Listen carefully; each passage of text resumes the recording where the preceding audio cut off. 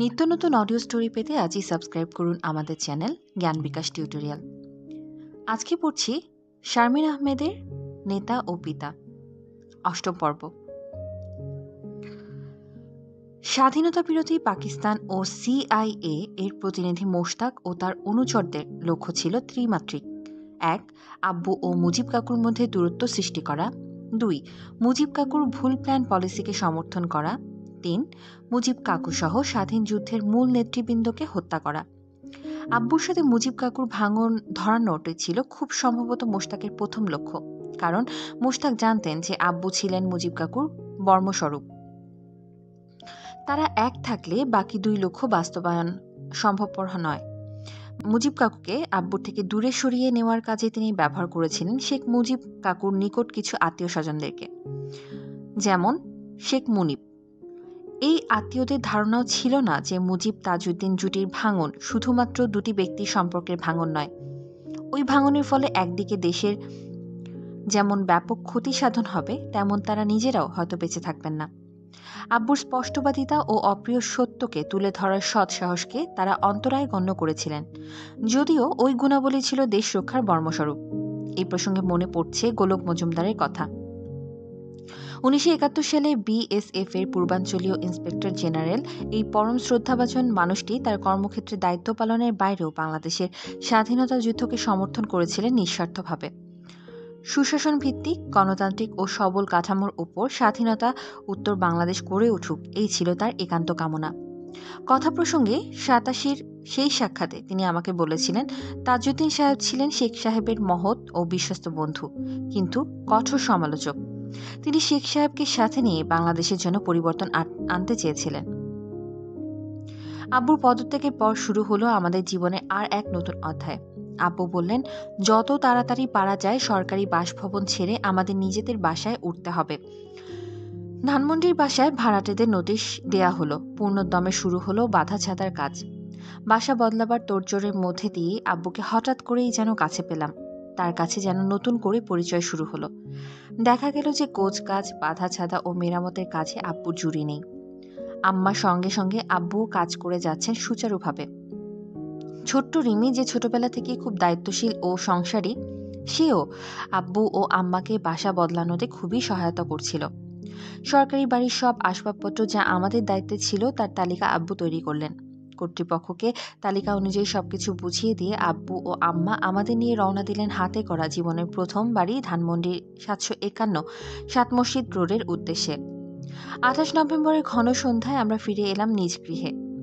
আব্বু ও আম্মার কোলে চড়ে পুরান ঢাকার 17 কারকুনবাড়ি লেন থেকে রিমি ও আমি এই বাড়িতে প্রথম গৃহপ্রবেশ করি 1963 সালের 5 এপ্রিল। মিমি ও সোহেল তখনও জন্মগ্রহণ করেনি। চিকিৎসক ও রাজনীতিবিদ বদরুদ্দোজা চৌধুরীর বাবা কফিল উদ্দিন চৌধুরী আব্বুকে খুব স্নেহ করতেন। তিনি ধানমন্ডির সরকারি প্লট কেনার জন্য আব্বুকে জোর দেন। সেই সময় ধানমন্ডি প্রায় বিরান ভূমি। সেই এলাকায় প্রতি তখনও মানুষের তেমন একটা আকর্ষণ গড়ে ওঠেনি। জমি জমারও চাহিদা নেই। পুরানো ঢাকার র্যাঙ্কিং স্ট্রিট, ওয়ারি, সেগুনবাগিচা প্রভৃতি এলাকায় তখন অভিজাত আবাসিক এলাকা হিসেবে প্রতিষ্ঠিত। আব্বু সে সময় 3,000 টাকায় ধানমন্ডিতে 10 কাঠা জমি কেনেন। বিয়ের পর 61 সালে হাউস বিল্ডিং ফাইন্যান্স কর্পোরেশনের থেকে 40,000 টাকা ঋণ নেন বাড়ি করার জন্য। প্রতি মাসে 344 টাকা কিস্তিতে হাউস বিল্ডিং এর ধার শোধ করতেন। ভবিষ্যৎ চিন্তা করে বাড়ি তৈরি করলেন দোতলা। আম্মা তখন আপত্তি জানিয়েছিলেন, দোতলা বাড়ির কি দরকার, একতলাই তো যথেষ্ট। আব্বু কিছু বলতেন না, মিটিমিটি হাসতেন। তারপর দীর্ঘ সময়ের জন্য যখন কারাবাসে গেলেন, তখন ওই দোতলার ভাড়া দিয়েই আম্মাকে চলতে হতো। 700 টাকা ভাড়ার প্রায় অর্ধেকই চলে যেত হাউস বিল্ডিং এর দেনা পরিশোধ করতে। বাকি টাকা দিয়ে আম্মা কোনো মতে সংসার চালাতেন। রাজনৈতিক কর্মী ও দুস্থ আত্মীয় স্বজনকেও আম্মা সাহায্য করতেন। এই বাড়িটি ছিল আমাদের জন্য আশীর্বাদ স্বরূপ। আব্বুর পরিবারে ভূমি ও কৃষি সম্পদের অভাব ছিল না। সারা জীবন চাকরি বা পরিশ্রম না করে জমির আয় দিয়ে আব্বু চলতে পারতেন, কিন্তু আদর্শগত কারণে তিনি স্বেচ্ছার বেছে নিয়েছিলেন সাধারণ জীবন। সেন্ট গ্রেগরি স্কুল থেকে ম্যাট্রিক পাশ করার পর প্রতিজ্ঞাবদ্ধ হয়েছিলেন যে বৃত্তির টাকা বা নিজ উপার্জনের টাকা দিয়ে তিনি লেখাপড়া করবেন। নিজেকে স্বাবলম্বী করে তোলার ব্যাপারে ছাত্রাবস্থা থেকেই তিনি ছিলেন অত্যন্ত সজাগ। ধানমন্ডির বাড়িতে ওঠার পর আব্বু পূর্ণোদ্যমে লেগে গেলেন বাগান করা ও খুঁটিনাটি মেরামতের কাজে। আব্বুর একটি টিনের টুল বাক্স ছিল, সেটার ভেতর থেকে স্ক্রুড্রাইভার, পেরেক, তারকাটা ইত্যাদি বের করে বিভিন্ন কাজ সারতেন। আব্বুর ডিজাইন করা জানালার গ্রিলগুলো আম্মা ধুয়ে মুছে নতুন করে রং করালেন। আম্মা বললেন, ৬৩ সালের প্রথম যেদিন এই বাড়িতে আনার আপা, ছোট কাকু, দলিল ভাই সহ উঠলেন, তখনও বাড়ি তৈরির কাজ চলছে। ঘরে ঢুকে দেখেন যে অতি প্রয়োজনীয় টয়লেট তখনও বানানো হয়নি। আব্বু সঙ্গে সঙ্গে টয়লেট বানানোর কাজে লেগে গেলেন। হায়ের বাবাকে সাথে নিয়ে সারা রাত জেগে কোদাল দিয়ে গভীর গর্ত করে মাটির চারি বসিয়ে কাঁচা টয়লেট বানালেন। আম্মা বললেন, এই হলো তোমাদের আব্বু, কোনো কাজকেই তিনি ছোট মনে করে না, সব কাজ নিজ হাতে করতে পারলেই তার আনন্দ। ৭৪ ডিসেম্বর মাসে ঢাকার ইঞ্জিনিয়ারিং ইনস্টিটিউট মিলনায়তনে ঠাকুরমার ঝুলি অবলম্বনে বুদ্ধভূতম নৃত্যনাট্য ২ দিনের জন্য মঞ্চস্থ হয়। সাবেক তথ্যমন্ত্রী শেখ আব্দুল আজিজের স্ত্রীর উদ্যোগে ৩৫ জন শিশু ও কিশোরদের একটি দল এই নৃত্যনাট্যে অংশগ্রহণ করে। নাটকে রিমি হয়েছিল রাজা, আমি দুষ্টু ৫ রানীর এক রানী এবং শেষ দৃশ্যে বেশভূষা বদলে হয়েছিলাম রাজপুত্র বুধকুমার। সাপ মুক্তি পেয়ে বাদর বুদ্ধু কলাবতী রাজকন্যার স্বামী রাজপুত্র বুধকুমারে রূপান্তরিত হয়। নাটকের মধ্যে দিয়ে আমাদের দলটি হয়ে যায় এক পরিবারের মতো। নাটকটি প্রথমে মোস্তফা মনোয়ারের সুদক্ষ তত্ত্বাবধানে বাংলাদেশ টিভিতে প্রদর্শিত হয়। তারপর মঞ্চ নৃত্যনাট্য। ২ দিন ছিল হাউসফুল। টিকিট বিক্রি করে অর্জিত সব অর্থ মিসেস আজিজ বন্যা দুর্গতদের সাহায্যার্থে মুজিব কাকুর হাতে তুলে দেন। আব্বু ও আম্মা ব্যস্ত থাকায় আমরা বাসাতেই ওনাদের কিছুটা নাচ ও অভিনয় করে দেখাই। ৭৫-এর ২৪ জানুয়ারি একমাত্র জাতীয় রাজনৈতিক দল বাকশাল গঠনের জন্য সংবিধানে ৪র্থ সংশোধনী আনা হলো। মুজিব কাকু রাষ্ট্রপতি হিসেবে শপথ গ্রহণ করলেন। বিগত ২৪ বছরের গণতান্ত্রিক আন্দোলন যে লক্ষ্যে বাস্তবায়নের জন্য ধাপে ধাপে গড়ে উঠেছিল, সেদিন তার যেন সমাপ্তি ঘটল। আব্বুর আজীবনের চিন্তা চেতনা, সংগ্রাম ও মূল্যবোধের অংশ ছিল যে বহুদলীয় গণতান্ত্রিক নিরপেক্ষ ন্যায় বিচারের ব্যবস্থার প্রবর্তন, সবই তখন বিলুপ্তির পথে। বাকশালের ১৫ সদস্যের কেন্দ্রীয় কার্যনির্বাহী কমিটির সভাপতি ছিলেন মুজিব কাকু। সৈয়দ নজরুল ইসলাম ও মনসুর আলীর পরে ৪ নম্বরে খন্দকার মোশতাকের স্থান হল। জিল্লুর রহমান, শেখ ফজলুল হক মনি, আব্দুর রাজ্জাক হলেন সাধারণ সম্পাদক। ১১৫ সদস্যের কেন্দ্রীয় কমিটিতে রাষ্ট্রপতি বঙ্গবন্ধুর পরে ৫ নম্বরের স্থানটি নিলেন মোশতাক। এছাড়াও গঠিত হল জাতীয় কৃষক, শ্রমিক, যুব, ছাত্র, মহিলা লীগ প্রভৃতির জন্য জেলা ভিত্তিক কমিটি। আব্বু কোনো কমিটিতেই যোগ না দিয়ে সাধারণ সদস্য হিসেবে বাকশালে রইলেন।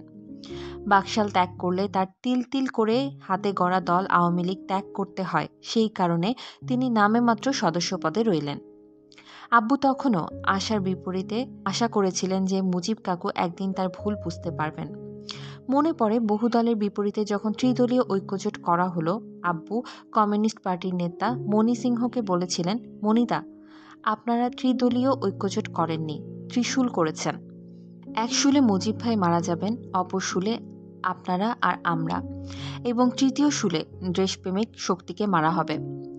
আমরা হেয়ার রোডের বাসায় থাকার সময় আব্বু মণি সিংহের কাছে এই উক্তি করেছিলেন। মুজিব কাকুকেও বাকশাল গঠনে ভয়াবহ পরিণামের কথা বারবার স্মরণ করিয়ে দিয়েছিলেন, কিন্তু কোনো ফলই হলো না। আব্বু যেন উল্কা বেগে ছোটা ট্রেনের সম্মুখে সারিতে বসা এক যাত্রী। তিনি দেখছেন ট্রেনটি লাইনচ্যুত হয়ে গভীর খাদের দিকে ধাবমান।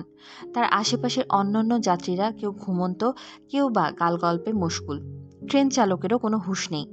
ট্রেনটি এগিয়ে চলছে অবশ্যম্ভাবী পরিণতির দিকে। ফেব্রুয়ারি মাসে আম্মা একটি তাৎপর্যপূর্ণ স্বপ্ন দেখলেন। আব্বু যেন মহাশূন্য থেকে দড়ি ধরে নিচে নেমে আসছে। অগণিত জনতা তাকে অভ্যর্থনা জানাতে দণ্ডায়মান। আব্বু যেই মাটিতে পা রাখবেন এবং মানুষও হাততালি দিতে যাবে, সেই মুহূর্তে অদৃশ্য টানে কে যেন তাকে মহাশূন্যে তুলে নিল। তিনি হারিয়ে গেলেন মেঘের আড়ালে, মহাশূন্যের গভীরে। স্বপ্নটি দেখার পর আম্মার মনে গভীর আশঙ্কা জন্মালো যে আব্বু আর বেশি দিন বাঁচবেন না। আব্বু তখন ব্যস্ত, কিন্তু ভিন্নভাবে। তিনি বাগান করেন, আমাদের জন্য মোটা সুই সুতা দিয়ে সেলাই করে রাফ খাতা বানান, শরৎচন্দ্রের রচনাবলী কিনে দেন। ৫ বছরের একমাত্র পুত্র সোহেলকে তার প্রথম স্কুলে ভর্তি করেন।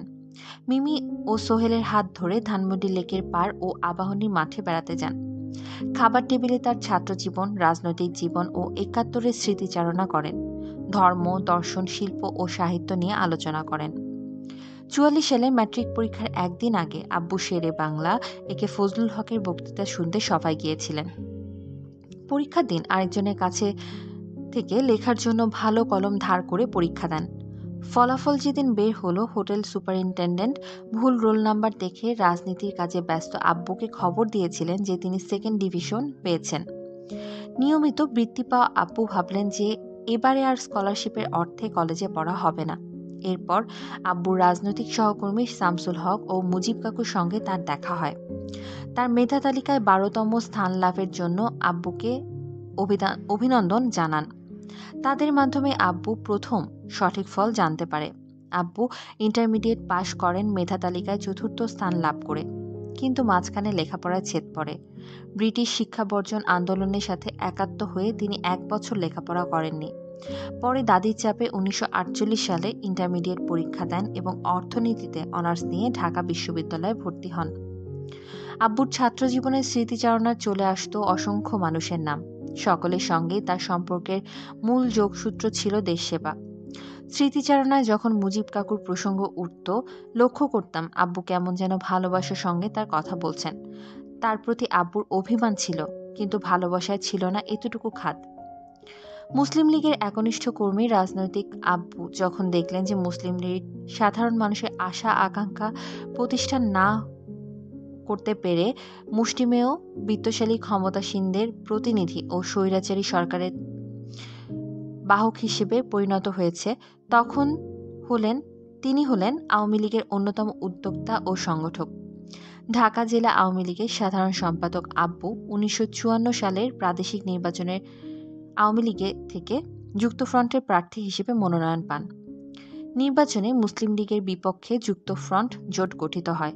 এই নির্বাচনে আব্বু পূর্ব পাকিস্তান মুসলিম লীগের সাধারণ সম্পাদক প্রভাবশালী ও প্রবীণ রাজনীতিবিদ ফকির আবদুল্লাহ মান্নানকে ১৩,০৬৭ ভোটের ব্যবধানে পরাজিত করে প্রাদেশিক পরিষদের কনিষ্ঠতম সদস্য নির্বাচিত হন। আব্বু বলতেন যে যুক্তফ্রন্টের বিজয় ছিল অসাম্প্রদায়িকতা ও প্রগতিশীল চিত্তধারার পক্ষে বিজয়। ১৯৫৮ সালে প্রাদেশিক পরিষদের তরুণ সদস্য আব্বু রাষ্ট্রীয় অতিথি হিসেবে যুক্তরাষ্ট্রসহ পাশ্চাত্যের বেশ কিছু দেশ সফর করেন। জনগণ নির্বাচিত সেই রাষ্ট্রগুলোর গণমুখী সরকার ও রাষ্ট্র ব্যবস্থায় আইনের শাসন প্রয়োগের মতো গুরুত্বপূর্ণ বিষয়গুলো তাকে অনুপ্রাণিত করে। ধর্মের প্রসঙ্গ উঠলে আব্বু বলতেন নিঃস্বার্থভাবে জাতি, ধর্ম, বর্ণ নির্বিশেষে জীব সেবার নামই ধর্ম। সত্য ও ন্যায় বিচার প্রতিষ্ঠার মধ্যেই স্রষ্টাকে পাওয়া সম্ভব।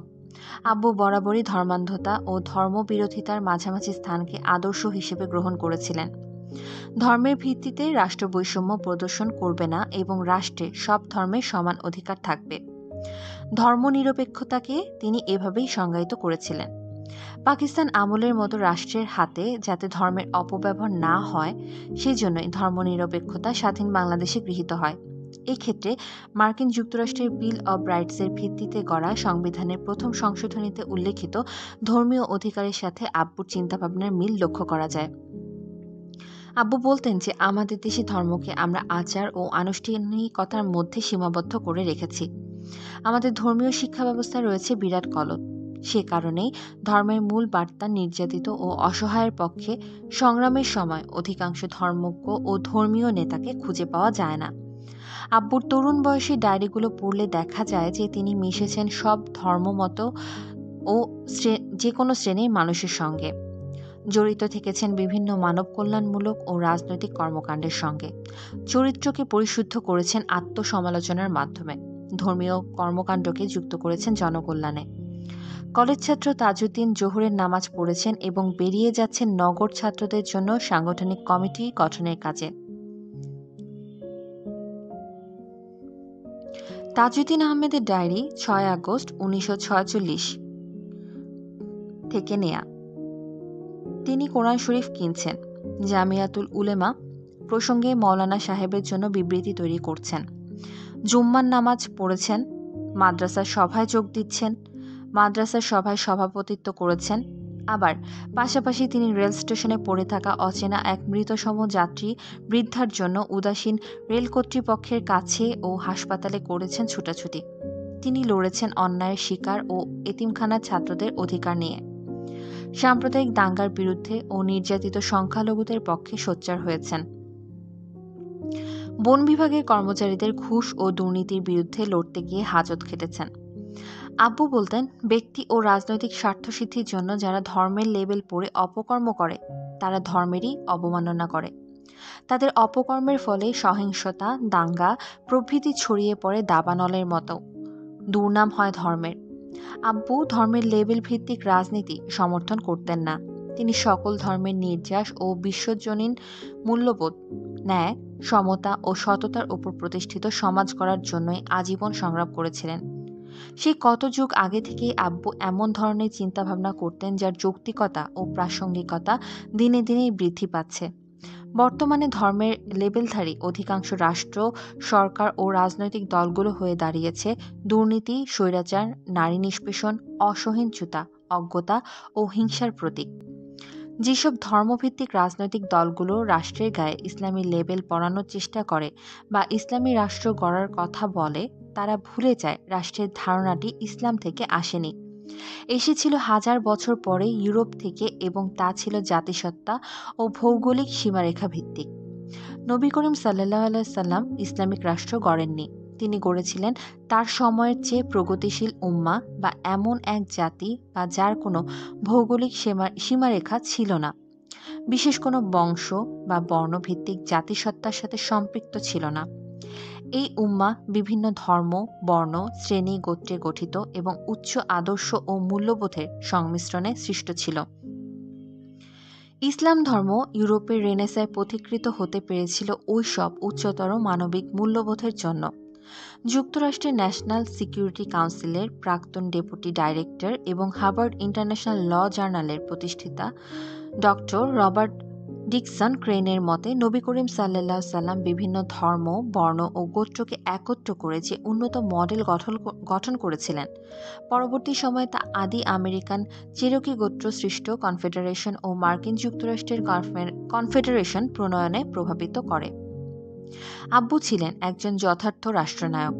তার চিন্তাধারা ছিল স্বাধীন, উদার ও সুদূর প্রসারী। তিনি বিশ্বের বিভিন্ন দর্শন ও মতামত যা বাংলাদেশের জন্য কল্যাণকর বলে মনে হতো তা করতেন। তা থেকে গ্রহণের পক্ষপাতীও ছিলেন।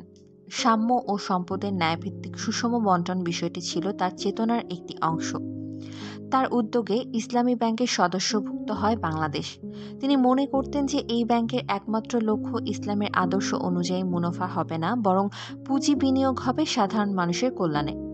তিনি সমাজতন্ত্র সম্বন্ধে বলতেন, আমরা বাংলাদেশে সমাজতন্ত্র প্রতিষ্ঠা করব যা সোভিয়েত রাশিয়া কিংবা চীনের ধরনের হবে না, বরঞ্চ তা হবে আমাদের নিজেদের মতো। আমরা গণতন্ত্র এবং সমাজতন্ত্রের মধ্যে সুষম সমন্বয় ঘটাবো, যা বিশ্বে একটি অসাধারণ ব্যাপার হবে। আব্বুকে কাজ করার সুযোগ দিলে এবং তিনি বেঁচে থাকলে আমার বিশ্বাস তিনি যেমন মাত্র 9 মাসে দেশকে মুক্ত করেছিলেন, তার প্রজ্ঞা, দূরদর্শিতা ও আন্তরিকতা দিয়ে তেমনি আত্মিক ও জাগতিক দিকগুলোর মধ্যে সমন্বয় ঘটিয়ে বাংলাদেশকেও গড়ে তুলতে পারতেন সারা বিশ্বের জন্য এক অনুকরণীয় মডেল হিসেবে। আব্বু বলতেন যে শুধু রাজনৈতিকভাবে মুক্তিযুদ্ধের চেতনা ও স্মৃতিকে টিকিয়ে রাখা সম্ভবপর নয়, সাংস্কৃতিক আন্দোলনের মধ্যে দিয়ে মুক্তিযুদ্ধের ইতিহাস ছড়িয়ে দিতে হবে তৃণমূলে। শিল্পী, কবি ও সাহিত্যিকদের এই ক্ষেত্রে বড় দায়িত্ব পালন করতে হবে, 1971-এ যেমন তারা করেছিলেন। 50-60-এর দশকে আব্বু চলচ্চিত্রে সেন্সর বোর্ডের সদস্য ছিলেন। সে সময় ছবি দেখে ভাবতেন যে খরা, বন্যা, অভাবতাড়িত এই দেশে গণমানুষের সংগ্রামের কাহিনী যেন চলচ্চিত্রের মাধ্যমে ফুটে ওঠে।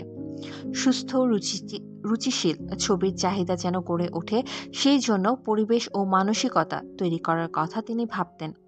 তিনি সোহরাওয়ার্দী উদ্যানে মুক্তিযুদ্ধ জাদুঘর গড়ার পরিকল্পনা করেছিলেন সেই 1971 সালে। সেই অপূর্ণ ইচ্ছার কথা আমাদের কাছে ব্যক্ত করতেন।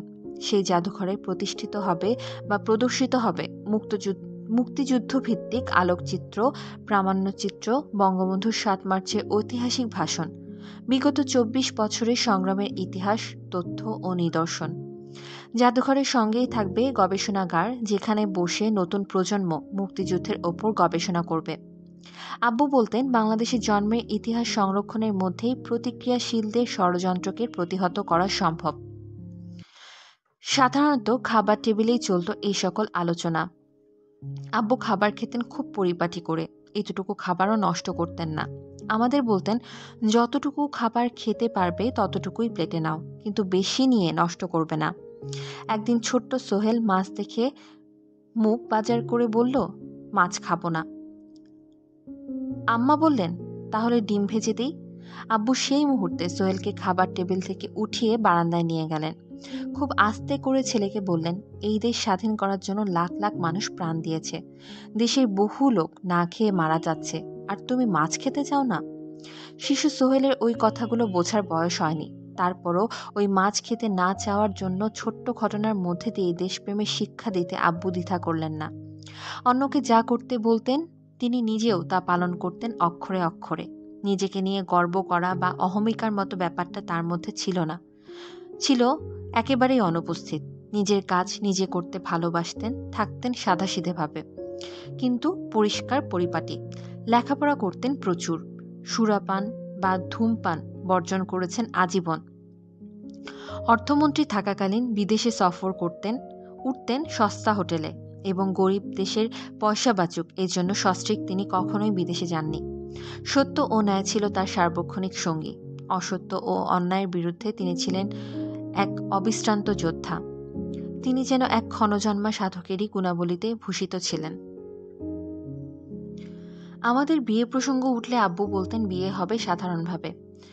ডাল, ভাত, করলা ভাজি দিয়ে বিয়েতে মেহমান আপ্যায়ন করা হবে। মেয়েদের বিয়েতে গয়নাগাটি দেব না, আমাদের সবচেয়ে মূল্যবান সম্পদ আমাদের মেয়ে দিয়ে দিচ্ছি। তারপর আর কোনো কথা থাকে না। যাদের ঘরে ওরা যাবে তারাই হবে ভাগ্যবান। আব্বু ও আম্মার বিয়ের সময় আম্মা আব্বুকে বলেছিলেন যে তিনি সোনার অলংকার চান না। আব্বু যেন বিয়ের দিন বেলি ফুলের মালা নিয়ে আসেন। আম্মুর ইচ্ছে অনুযায়ী তাদের বিয়ে হয়েছিল বেলি ফুলের মালা বদল করে। তারা একত্রে নতুন জীবন শুরু করেছিলেন আষ্টেপৃষ্ঠে বাঁধা মেকি ও অর্থহীন সামাজিক সংস্কারের বিরুদ্ধে বলিষ্ঠ উদাহরণ সৃষ্টি করে।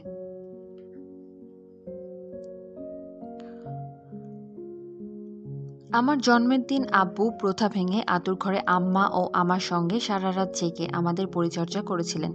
আমার জন্ম উপলক্ষে সাইকেল কাঁধে নিয়ে এসেছিলেন একটা সাদা বেতের দোলনা। দোলনায় দোল দিয়ে আমাকে শোনাতেন কত রকমের ছড়া। দীর্ঘ কারাবাসের আগে আমাদের বুকে নিয়ে বলতেন হরেক রকমের গল্প। ছোট্ট মেয়ের হাতে ধরা পড়ে যাওয়া পাখির নীড় বলতেন মাধবীলতার ঝাড়ে। বাগান আলোকিত করতেন মৌসুমি ফুলের সম্ভারে। 1975-এর ওই দিনগুলোতে মনে হতো ছেলেবেলা সেই হারানো দিনগুলোই বুঝি আবার ফিরে এলো। যেন যুদ্ধে পরিশ্রান্ত আব্বু বহুকাল পরে ঘরে ফিরে এসেছেন। 1975-এর 21 ফেব্রুয়ারি ভাষা আন্দোলন দিবসে শহীদ মিনারে কে বা কারা ছড়িয়ে দিল অসংখ্য হ্যান্ডবিল। হ্যান্ডবিলের শিরোনাম ছিল, ফ্যাসিস্ট খুনি মুজিব ধ্বংস হোক। হ্যান্ডবিলের কথাগুলো এমনভাবে লেখা ছিল যেন পড়ে গা কেঁপে ওঠে। মুজিব প্রশাসনের দুর্নীতি, হত্যাকাণ্ড ইত্যাদিকে কেন্দ্র করে হ্যান্ডবিলের লেখাগুলো যেন কি এক অশুভ সময়ের দিকে ইঙ্গিত করছিল। চারিদিকে গুঞ্জন, ভয়াবহ কিছু একটা ঘটতে চলল বলে। 17 এপ্রিল গণপ্রজাতন্ত্রী বাংলাদেশ সরকারের শপথ গ্রহণ অনুষ্ঠানের 4র্থ প্রতিষ্ঠাবার্ষিকী উদযাপন করতে খন্দকার মোশতাক সহ মুজিবনগর মন্ত্রিসভার সদস্যরা মেহেরপুর গেলেন। আব্বুকে আমন্ত্রণ বা খবর জানানোর প্রয়োজন কেউ বোধ করলেন না। পদত্যাগের পর থেকে দলের উচ্চপদস্থ নেতা ও সহকর্মীদের প্রায় সকলেই তাকে এড়িয়ে চলেন। 17 এপ্রিলের মতো বিশেষ দিনটিতেও আব্বু যেন নির্বাসিত। ওই দিন আব্বু কেমন যেন আনমনা হয়ে রইলেন। কারো সঙ্গে তেমন কোনো কথাবার্তাও বললেন না। কি যেন ভাবতে ভাবতেই অতর্কিতে আমাদের 65 মডেলের সবুজ ফক্সওয়াগন গাড়িটি উঠিয়ে দিলেন রাস্তার আইলের ওপর। আব্বু একাই গাড়ি চালাচ্ছিলেন এবং ভাগ্য ভালো, বড় কোনো দুর্ঘটনা থেকে সেদিন তিনি বেঁচে গেলেন। দেশ স্বাধীন করার কি নির্মম প্রতিদান পেলেন আব্বু। 1971-এর সেই রক্তছড়া দিনগুলোতে নাওয়া খাওয়া প্রায় বিসর্জন দিয়ে এক বস্ত্রে তিনি স্বাধীনতা যুদ্ধ পরিচালনা করেছিলেন। দেশ স্বাধীন না হওয়া পর্যন্ত পারিবারিক জীবনযাপন করবেন না এই শপথ গ্রহণকারী মন্ত্রিসভার সদস্যদের মধ্যে তিনিই একমাত্র সেই শপথ রক্ষা করেছিলেন অক্ষরে অক্ষরে। 8 নম্বর থিয়েটার রোডের অফিস কক্ষ হয়েছিল তার কর্মস্থল ও বাসস্থান। স্বাধীনতা অর্জন ছিল তার ধ্যান ও লক্ষ্য। তথ্য ও প্রমাণ সহ 266 দিনে স্বাধীনতা গ্রন্থের রচয়িতা মুক্তিযোদ্ধা অ্যাডভোকেট মোহাম্মদ নুরুল কাদিরের উক্তিটি এই প্রসঙ্গে উল্লেখযোগ্য।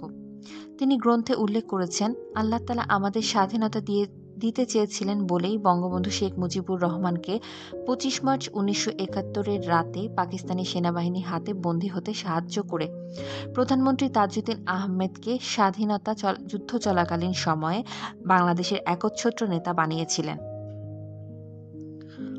তাজউদ্দিন আহমেদের জায়গায় অন্য কেউ, এমনকি বঙ্গবন্ধু শেখ মুজিবুর রহমান থাকলেও অত সুষ্ঠুভাবে আমাদের স্বাধীনতা যুদ্ধ পরিচালনা করার সম্ভব হতে পারত না। কারণ স্বাধীনতা যুদ্ধের বিভিন্ন স্তরে যে সকল কঠিন পরিস্থিতির উদ্ভব হয়েছিল, সেই সকল পরিস্থিতির সঠিক মূল্যায়ন করে সবকিছু ঠান্ডা মাথায় বিচার বিবেচনা ও বিশ্লেষণ করে সঠিক সময়ে সঠিক সিদ্ধান্ত গ্রহণ করে তা বাস্তবায়নের জন্য নেতৃত্বের যে দৃঢ়তা ও কঠোরতার প্রয়োজন ছিল, তা একমাত্র প্রধানমন্ত্রী তাজউদ্দিন আহমেদই করে দেখাতে পেরেছিলেন। বিশ্বে মেধাবী মানুষের অভাব নেই, বাগ্মী ও বাকপটু মানুষেরও কমতি নেই। অভাব পূর্ণাঙ্গভাবেই সৎ মানুষের, যার চিন্তা ও চেতনা কর্মধারা সত্যের জ্যোতিতে আলোকিত। লোকচক্ষুর অন্তরালে যিনি নিজেকে যাচাই করেন নৈবেত্তিকভাবে এবং উত্তাল সাগরের দিকে হারা নাবিকের জন্য পরিণত হন অনির্বাণ লাইট হাউসে। নিভৃত ও জনারণ্যে তিনি ধারণ করেন একই রূপ, মুখহীন খাঁটি রূপ। পৃথিবীর বিচিত্র বাজারে যারা নিজের বিবেক ও উচ্চ আদর্শকে বিসর্জন দিয়ে সওদা করেন স্থূল প্রবৃত্তি, ক্ষমতা, বিষয় বৈভবের, তাদের দৃষ্টিতে ওই দ্যুতিময় মানুষগুলোর পথের কাঁটাস্বরূপ। তাজউদ্দিন সম্পর্কে পাকিস্তানি পিপলস পার্টি প্রধান জুলফিকার আলী ভুট্টোর উক্তিটি খেয়াল করুন। সাংবাদিক আব্দুল গাফফার চৌধুরীর বরাত দিয়ে ঘটনাটি তুলে ধরা হলো। তাজউদ্দিনকে পাকিস্তানিরা, বিশেষ করে জুলফিকার আলী ভুট্টো ও তার সহকর্মীরা কি ভয় করতেন তার একটা ঘটনা বলি। 1971 সালে মুজিব ইয়াহিয়া বৈঠকের সেই শ্বাসরুদ্ধকর দিনগুলোর কথা। ভুট্টো এসেছেন ঢাকায়, আছেন ইন্টারকন্টিনেন্টাল হোটেলে করা মিলিটারি পাহারায়। আমরা কজন বাঙালি সাংবাদিক তার সঙ্গে সাক্ষাতের অনুমতি পেয়েছি। মুজিব ইয়াহিয়া আলোচনার অগ্রগতি সম্পর্কে তিনি বেশ কিছু বলতে চাইলেন না। দুজন সহকর্মীর সঙ্গে তিনি উত্তেজিত কণ্ঠে আলাপ করছিলেন। একসময় আমাদের উপস্থিতি ভুলে গিয়ে উর্দুতে বলে উঠলেন, আলোচনা বৈঠকে মুজিবকে আমি ভয় পাই না। ইমোশনাল অ্যাপ্রোচে মুজিবকে কাবু করা যায়, কিন্তু তার পেছনে ফাইল বগলে চুপচাপ যে নটোরিয়াস লোকটি বসে থাকে তাকে কাবু করা শক্ত। This Tajuddin, I tell you, Tajuddin will be your main problem. আমি তোমাদের বলছি, এই তাজউদ্দিনই হবে তোমাদের জন্য সবচেয়ে বড় সমস্যা। ভুট্টোর এই উক্তি ও আশঙ্কায় ঐতিহাসিক সত্যে পরিণত হয়েছিল। পাকিস্তানের জন্য তাজউদ্দিন হয়ে দাঁড়িয়েছিলেন এক বিশাল সমস্যা। তিনি আপোষ করেননি। দৃঢ় হাতে মুক্তিযুদ্ধের হাল ধরে মুক্তিকামী জনগণের জন্য পাকিস্তান থেকে ছিনিয়ে এনেছিলেন পূর্ণ স্বাধীনতা। ভুট্টোর ওই উক্তির 31 বছর পর তার কন্যা, পাকিস্তানের সাবেক প্রধানমন্ত্রী বেনজির ভুট্টো যুক্তরাষ্ট্রের ট্রিনিটি বিশ্ববিদ্যালয়ে আসেন ওই বিশ্ববিদ্যালয়ে আয়োজিত এক অনুষ্ঠানের প্রধান বক্তা হিসেবে বক্তব্য রাখার জন্য।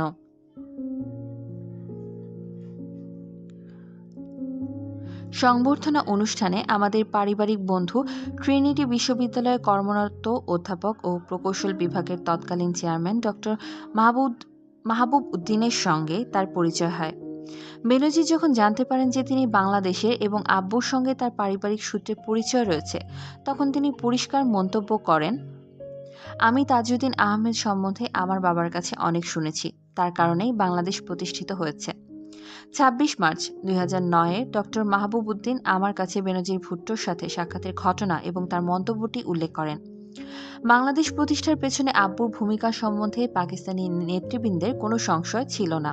ক্ষুদ্র ব্যক্তি স্বার্থে নিজ দেশে যারা এই ঐতিহাসিক সত্যকে আড়াল করার চেষ্টা করছেন, তারা হয়তো বিস্মৃত হয়েছেন যে সত্যকে কেউ আড়াল করে রাখতে পারে না।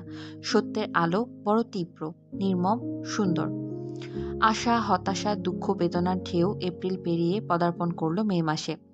মুক্তিযোদ্ধা আবুল মনসুর খানের সঙ্গে সাইদা রওশন আরার বিয়ে হলো 11ই মে।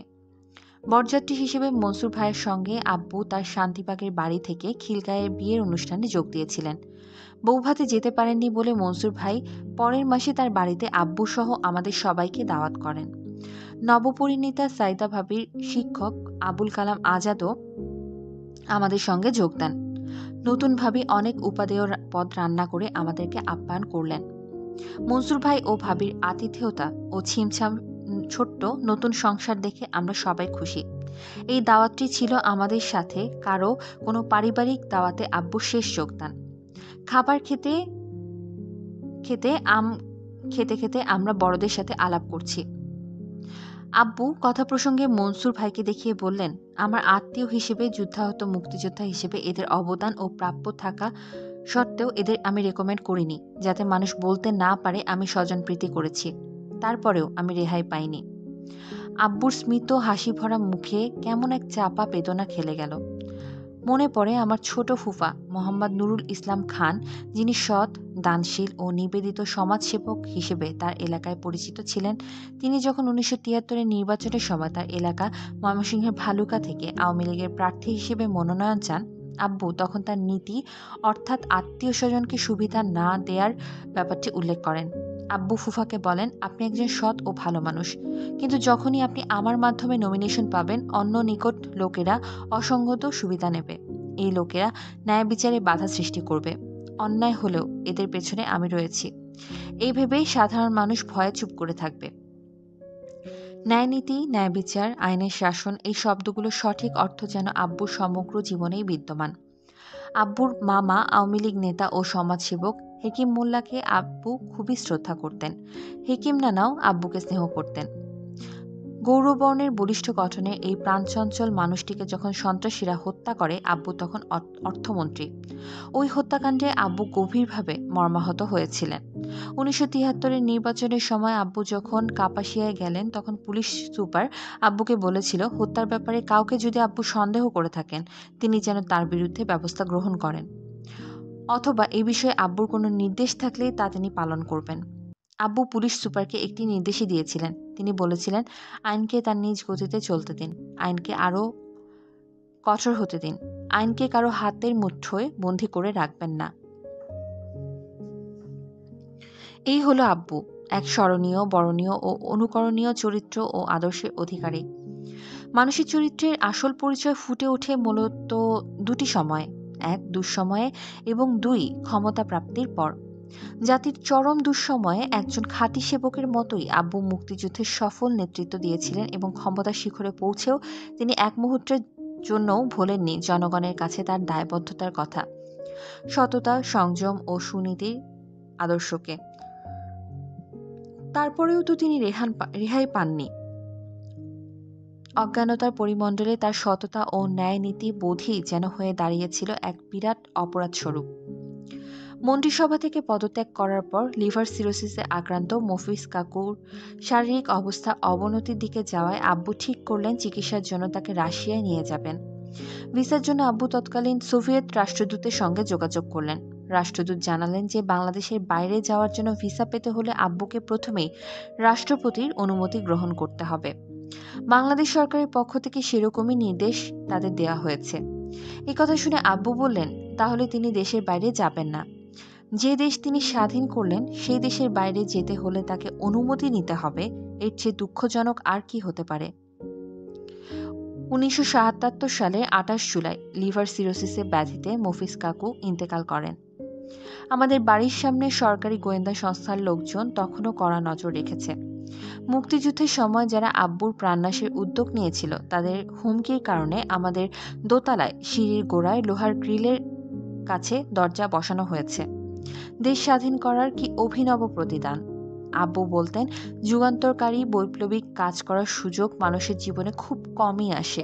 সেই কাজ সারা জীবন মানুষ একবারই করতে পারে। তার কাঁধে এসে পড়েছিল মুক্তিযুদ্ধের নেতৃত্ব দেওয়ার দায়িত্ব। সেই দায়িত্ব তিনি সফলভাবে পালন করেছেন। বিজয়ের পর বেঁচে থাকাটাই তার জন্য একটা বাড়তি পাওনা। বিজয়ের পরবর্তী 2 বছর 10 মাস 10 দিন সময় পর্যন্ত মন্ত্রী হিসেবে দায়িত্ব পালন করেছেন। তাতে এটাই প্রমাণিত হয়, মুক্তিযুদ্ধের সফল কাণ্ডারি হিসেবেই আব্বুর ভূমিকা অনন্য ছিল না, বরং দেশ গড়ার কাজেও বাংলাদেশের বড় প্রয়োজন ছিল তাকে। ব্যারিস্টার আমিরুল ইসলাম এই প্রসঙ্গে বলেন, তাজউদ্দিন ভাই বাংলাদেশের রাজনীতিতে একমাত্র ব্যক্তি যিনি রাজনীতির সঙ্গে সুশাসনের সংযোগ ঘটানোর ব্যাপারে ছিলেন খুবই সচেতন। ক্ষমতার মাধ্যমে সুশাসন নিশ্চিত করার যে দায়িত্ব, সে ব্যাপারে বেশিরভাগ রাজনীতিবিদই সচেতন নন। তারা মনে করে ক্ষমতায় যাওয়াই রাজনীতির সফলতা, কিন্তু রাজনীতির সফলতা নির্ভর করে ক্ষমতায় যাওয়ার পর দেশে সুশাসন নিশ্চিত করার মাধ্যমে। সুশাসন নিশ্চিত করার মূল উপাদান তিনটি রয়েছে: রাজনৈতিক, সামাজিক, অর্থনৈতিক ন্যায়বিচার প্রতিষ্ঠা।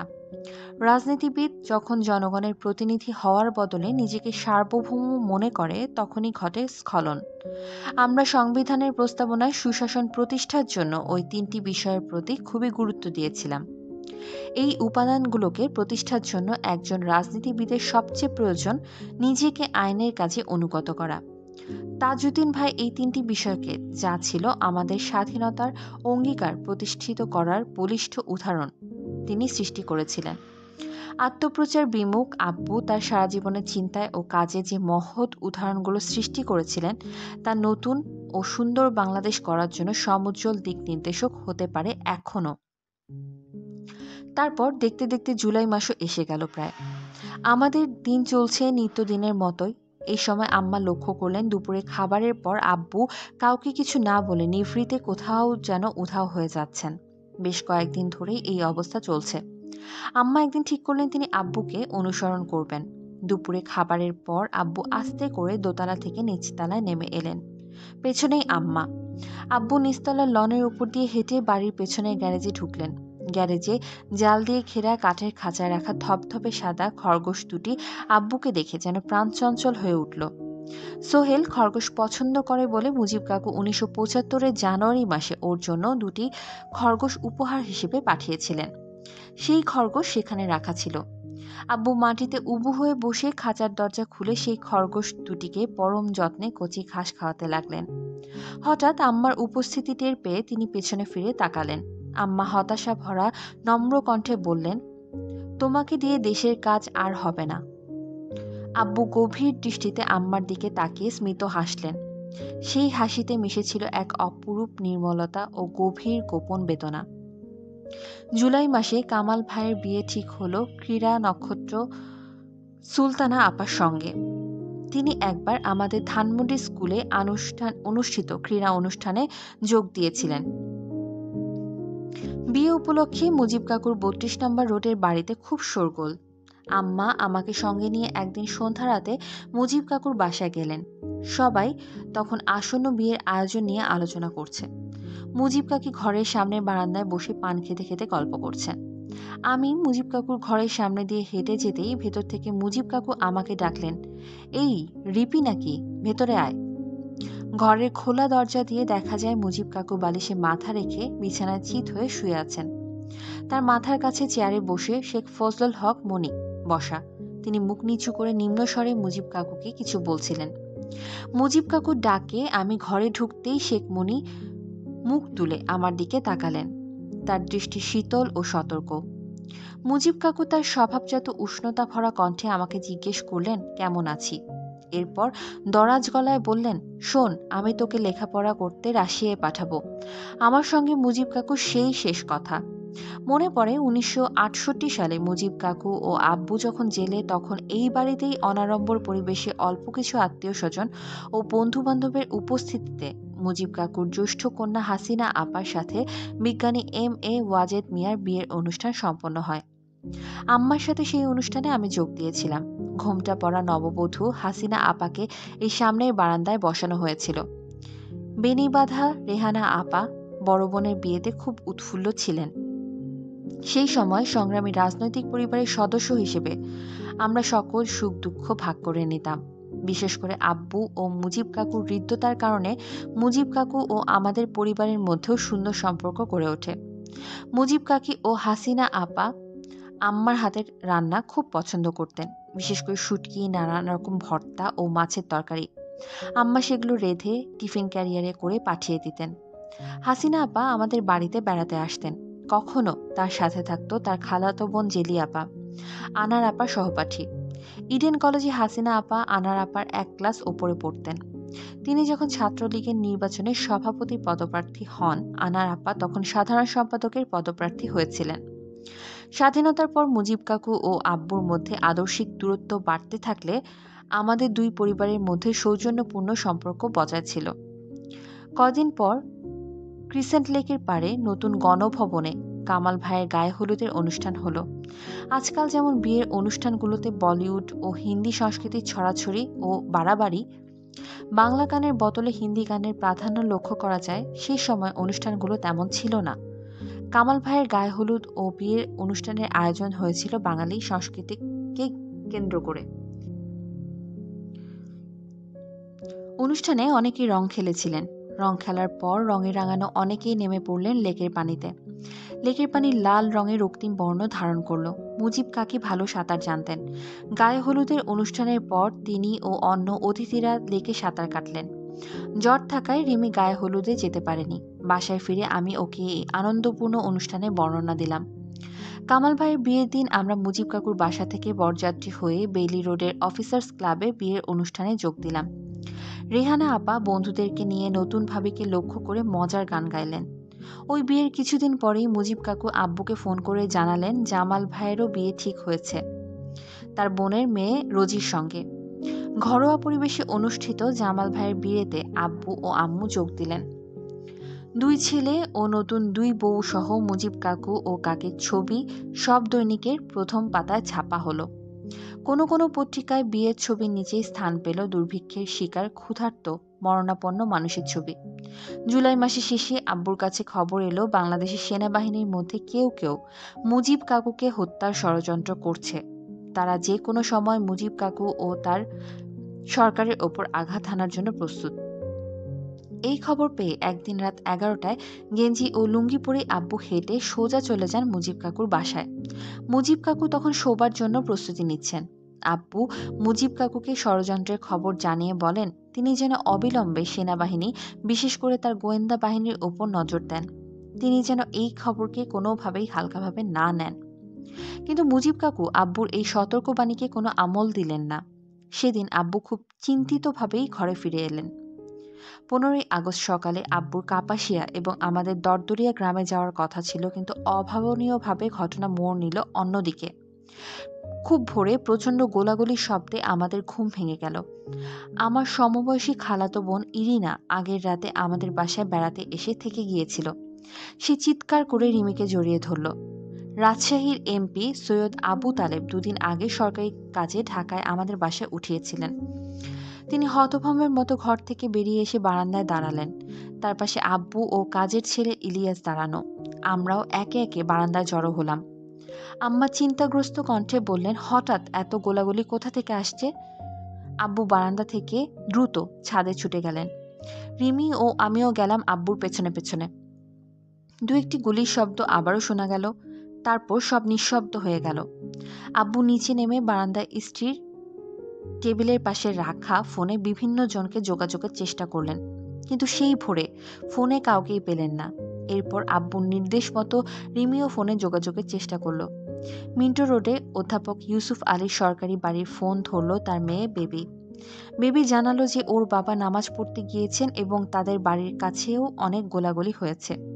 বেবি তখনও জানত না মুজিব কাকুর ভগ্নিপতি খাদ্যমন্ত্রী আব্দুর রব মিন্টো রোডের বাসাতে অভ্যুত্থানকারীরা আক্রমণ করে তাকে সহ তার পরিবারের 5 সদস্যকে হত্যা করেছে। আব্দুর রবের ছোট মেয়ে বেবি রিমির সহপাঠী ছিল, সেও নিহতদের মধ্যে ছিল। তার বড় মেয়ে শেখ ফজলুল হক মনির স্ত্রী আরজু মনি তার স্বামী সহ তাদের ধানমন্ডির পাশে 15 আগস্ট ভোরে একই দলের গুলিতে নিহত হন। মুজিব কাকু তার পরিবারের নিকটতম অত্যন্ত ক্ষমতাধর ব্যক্তিবর্গরা একই দিনে কাছাকাছি একই সময়ে অকালেই জীবন হারালেন। একটু সকাল হতেই আব্বু ফোনে খন্দকার মোশতাককে পেলেন। তিনি আব্বুর কাছে এই হত্যাকাণ্ড সম্পর্কে বিস্ময় প্রকাশ করলেন। অর্থ মন্ত্রণালয়ের এক পিয়ন আনোয়ার আগের রাতে আব্বুর সঙ্গে দেখা করতে এসে বেশি রাত হওয়ায় আমাদের বাসায় থেকে গিয়েছিল। তিনি চলে গেলেন। আমাদের বাড়ি যিনি দেখাশোনা করতেন সেই বারেক মিয়া এবং ইলিয়াস বাইরে বেরিয়ে পড়লেন। একটু পর বারেক মিয়া রাস্তা থেকে প্রায় ছুটতে ছুটতে ঘরের কাছে এসে চিৎকার করে রেডিও অন করতে বললেন। রাস্তায় অনেক মানুষ জড়ো হয়েছে। তারা রেডিওতে কি এক ভাষণের কথা যেন বলাবলি করছে। আব্বু রেডিও অন করলেন। ইথারে ভেসে এলো মেজর ডালিমের উত্তেজিত কণ্ঠ। খুনি মুজিবকে হত্যা করা হইয়াছে। আমরা সবাই বাক্যহারা হয়ে গেলাম। বেদনায় বিমূঢ় আব্বু গভীর দীর্ঘশ্বাস ফেলে বললেন, মুজিব ভাই জেনে গেলেন না কে ছিল তার প্রকৃত বন্ধু আর কে শত্রু। মৃত্যুর আগে যদি চিন্তার সময় পেয়ে থাকেন তাহলে হয়তো ভেবেছেন আমিই তাকে হত্যা করেছি। আমি যদি মন্ত্রিসভায় থাকতাম, কারো সাধ্য ছিল না মুজিব ভাইয়ের শরীরে কেউ একটু সামান্য আঁচড় কাটে।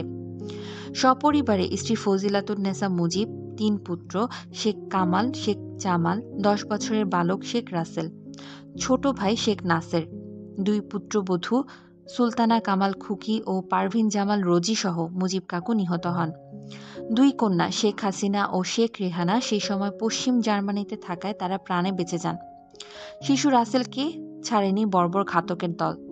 1964 সালে যখন রাসেলের জন্ম হয়, আম্মার সাথে আমি নবজাতক শিশুকে দেখতে গিয়েছিলাম। মুজিব কাকির কোলে আলো করে ফুটফুটে রাসেল, সে আজ আর বেঁচে নেই। তারা কেউ নেই। কি এক নির্মম ও অবিশ্বাস্য সত্যের মুখোমুখি আমরা সেদিন দাঁড়ানো। মুজিব কাকুর হত্যার খবর রেডিও মারফত চারিদিকে ছড়িয়ে পড়ল। ইলিয়াস রাস্তা থেকে আরও খবর নিয়ে এলো। অনেক মানুষ এই হত্যাকাণ্ডে উল্লাস প্রকাশ করছে। হত্যাকাণ্ডকে সমর্থন করে কেউ কেউ স্লোগানও দিচ্ছে। 75-এ মুজিব কাকুর জনপ্রিয়তা ছিল শূন্যের কোঠায়, আর নেতৃত্ব সম্পর্কে হতাশাগ্রস্ত জনগণ তার স্বৈরশাসনের অবসান কামনা করছিল। যদিও তারা হত্যাকাণ্ডের প্রতিবাদ করেনি, তা সত্ত্বেও ধারণা করা যায় যে দেশের অধিকাংশ মানুষ এই নির্মম হত্যাকাণ্ডকে সমর্থন করেনি। দুর্ভাগ্য যে সেদিনের নির্মম হত্যাকাণ্ডকে রুখতে বা সেই হত্যাকাণ্ডের প্রতিবাদ করতে মুজিব কাকুর অনুগত রক্ষী বাহিনী চরমভাবে ব্যর্থ হয়। একমাত্র বঙ্গবীর কাদের সিদ্দিকী জীবনের ঝুঁকি নিয়ে জাতির জনকের হত্যার সশস্ত্র প্রতিবাদ করেন এবং জেনারেল জিয়াউর রহমান নিয়ন্ত্রিত আর্মির সাথে সংঘর্ষের ফলে দেশান্তরী হতে বাধ্য হন। মুজিব কাকুকে হত্যা করা হয়েছে এই ঘোষণা শোনার পর আব্বু বলেছিলেন, মুজিব কাকু জেনে গেলেন না কে ছিল তার প্রকৃত বন্ধু আর কে শত্রু। রাষ্ট্রপতি হিসেবে খন্দকার মোশতাকের নাম ঘোষিত হওয়ার পর মনে হলো নিয়তির কি এক নির্মম পরিহাস। মুজিব কাকুর অতি কাছের আস্থাভাজন এই ব্যক্তিটি নির্মম এই হত্যাকাণ্ডের সাথে জড়িত। সেও তার মতো ষড়যন্ত্রকারীরা ঠিকই জানত যে আব্বু মুজিব কাকুর পাশে থাকলে তারা আঘাত হানতে পারবে না। সেই কারণেই কুমন্ত্রণা ও ভুল পরামর্শ দিয়ে তারা মুজিব কাকুকে আব্বুর কাছ থেকে সরিয়ে দেয়। মুজিব কাকুর আত্মীয়দের মধ্যে কেউ কেউ আব্বুর প্রতি তাদের ব্যক্তিগত আক্রোশের কারণে আব্বু ও মুজিব কাকুর সম্পর্কে ফাটল ধরায় এবং হত্যাকারীদের ষড়যন্ত্র বাস্তবায়নের পথকে সহজ করে দেয়। আব্বুর নিঃস্বার্থ উপদেশ, সতর্কবাণী সব অগ্রাহ্য করে মুজিব কাকু স্বাধীনতার শত্রুদের বরণ করে পরম বন্ধু হিসেবে। 75-এর 15 আগস্টের সকালটা ছিল উৎকণ্ঠা, উত্তেজনা ও বেদনাসিক্ত। আশেপাশে অনেকেই আব্বুর সঙ্গে দেখা করতে এলেন, ফোন করা শুরু করলেন। কেউ কেউ আব্বুকে বাসা থেকে চলে যাওয়ার উপদেশ দিলেন। আম্মা বারবার আব্বুকে অনুরোধ করলেন, তুমি বাসায় থেকো না, আশেপাশে কোথাও চলে যাও, নিরাপদ জায়গায় গিয়ে দেখো পরিস্থিতি কি হয়। আব্বু বাসা ছেড়ে যাওয়ার ব্যাপারে বিন্দুমাত্র আগ্রহ দেখালেন না। আব্বুর মুখমণ্ডল জুড়ে কি নিদারুণ এক বেদনার ছাপ। আব্বুর এক সতীর্থ উপদেশ দিলেন ভারতে আশ্রয় নেওয়ার জন্য। আব্বু বললেন, যে পথে একবার গিয়েছি সে পথে আর যাব না। 71-এর সেই সময় ও আজকের সময়ের মধ্যে আকাশ পাতাল তফাৎ। সেদিন বঙ্গবন্ধু জীবিত ছিলেন। তারই প্রতিনিধি হিসেবে তাজউদ্দিন এক স্বাধীনতা পাগল জাতির মুক্তির সংগ্রামের নেতৃত্ব দিতে ভারতে আশ্রয় নিয়েছিলেন। কিন্তু আজ তিনি যদি পালিয়ে যান তাহলে হত্যাকারী ও ষড়যন্ত্রকারীরা অপপ্রচারণার সুযোগ পাবে যে তিনিই মুজিবকে হত্যা করিয়ে পালিয়ে গিয়েছেন। আব্বু বললেন, বিশ্বাসঘাতক অপবাদ নিয়ে যদি বেঁচে থাকতে হয় তার চেয়ে মরে যাওয়া ভালো। সকাল 9:30টার দিকে সেনাবাহিনীর কিছু সদস্য আমাদের বাসা ঘিরে ফেলল। সামনের বড় রাস্তা জুড়ে সেনাবাহিনীর অতিকায় ট্রাকগুলোর মূর্তিমান আতঙ্কের মতো একে একে বাসার সামনে জড়ো হলো। আব্বুর সঙ্গে আমরা বাসার টেলিফোনের পাশে দাঁড়ানো। সেই মুহূর্তে একজন অফিসার দ্রুত গতিতে আমাদের দোতলার বারান্দায় উঠে এলেন। ক্যাপ্টেন শহীদ হিসেবে পরিচয়দানকারী এই অফিসার আম্মাকে বললেন, এই মুহূর্ত থেকে আপনারা কেউ বাসার বাইরে যেতে পারবেন না এবং বাইরের কেউ ভেতরে আসতে পারবে না। আব্বুর প্রত্যুত্তরে বললেন, বলুন, হাউস অ্যারেস্ট। আমাদেরকে গৃহবন্দী করলেন। ক্যাপ্টেন শহীদ আমাদের কাছে একটা চাকু চাইলেন। তার হাতে চাকু দেওয়া মাত্রই তিনি টেলিফোনের তারটি দ্বিখণ্ডিত করলেন। তারপর ফোন সেট সহকারে নিচে নেমে গেলেন। আমাদের নিচতলার একটি স্কুলকে ভাড়া দেওয়ার সময় আব্বু সামনের রুমটি ব্যক্তিগত অফিস হিসেবে ব্যবহারের জন্য খালি করে রেখেছিলেন।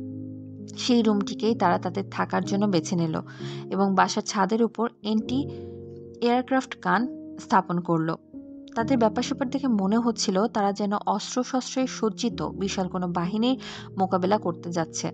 ছোট সোহেল আমার কোলে চড়ে দোতলার জানলা দিয়ে নিচের রাস্তায় জমায়েত আর্মির ট্রাকগুলো দেখে উত্তেজিত কণ্ঠে বলে উঠল, পপা, মিলিটারি বন্দুক। এরপর থেকে আমরা সবাই বাসায়, সবার কাছ থেকে একেবারে বিচ্ছিন্ন। সময় যেন আর কাটছে না, প্রতিটি মুহূর্ত মনে হচ্ছে যেন এক একটি দিন।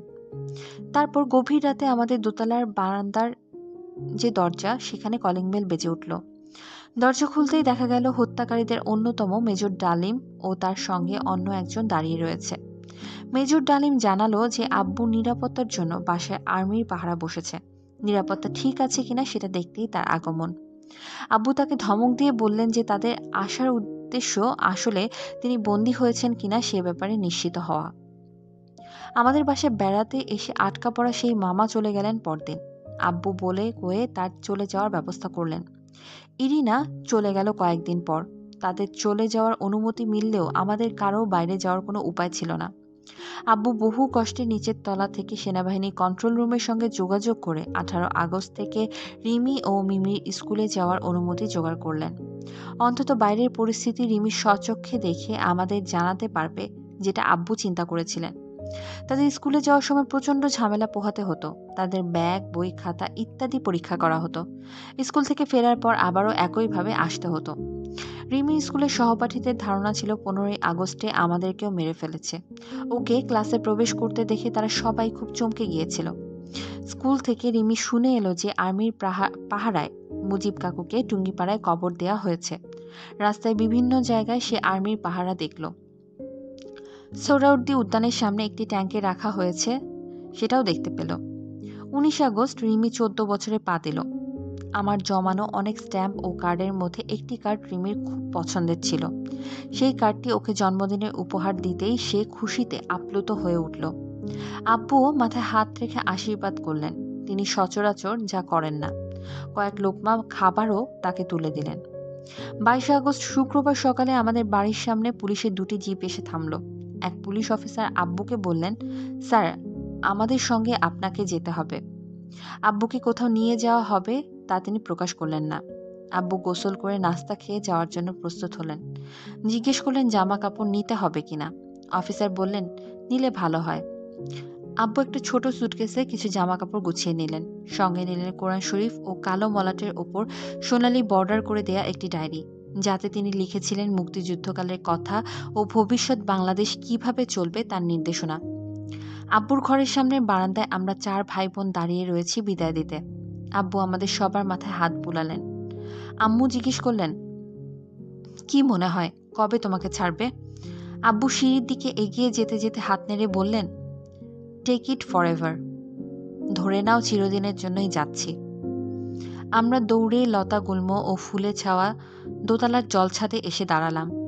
গৃহবন্দী থাকা অবস্থায় আব্বু গাড়ি বারান্দার ওপর এই জলছাদে দাঁড়িয়ে বাইরে অপেক্ষমান তার ভক্ত ও শুভানুধ্যায়ীদের উদ্দেশ্যে হাত নাড়তেন।